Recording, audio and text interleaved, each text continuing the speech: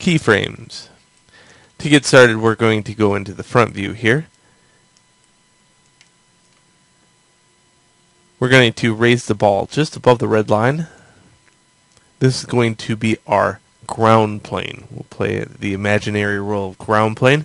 If you need an actual ground plane, if you can't use your imagination, we can add a plane here and scale it up. Okay, so this is going to be our area that we do not want this ball to transverse through. Now, if you hit I on the keyboard, you get this.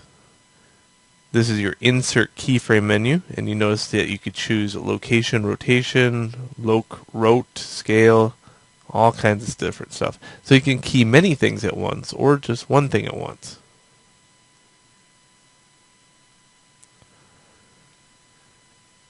Okay, what we're going to do is start out by having the ball up. So hit W, like that. And then I want you to set a keyframe. To set a keyframe for that, you hit I and then hit location. Also, what I want to do is take it and go maybe 30 frames in.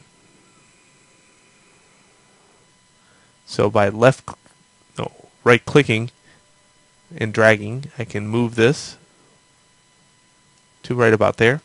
And I want to hit I on the keyboard again, hit location. Alright, good. This is the start and end. In animation terms on most game engines, what you want to do is put in things called loops. So get in the habit of your first frame is always going to be the same as your last frame. In most cases. In some cases, it's very specific, like let's say it was a tack sequence or something like that, you wouldn't have a loop. So I'm trying to get you guys to understand loops and how they work. Now let's go into 15 frames. Take the ball, bring it down to the red line, hit I on the keyboard, and go to location.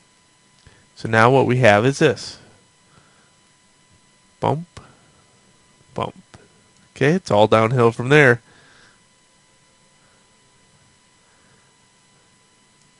Perfect.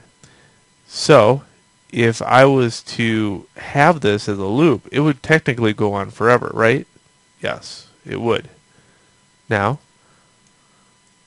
let's go like this.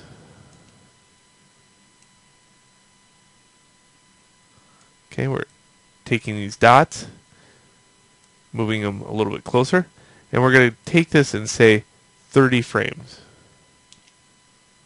Okay, now if you hit play, you get this.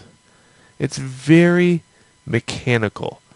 It goes up, it goes down, it goes up, it goes down. But you notice there is some kind of force here interacting that we're not seeing. Because if a ball was bouncing, it wouldn't be a slow down process in the center of this. It would just hit the ground and bounce up, hit the ground, bounce up.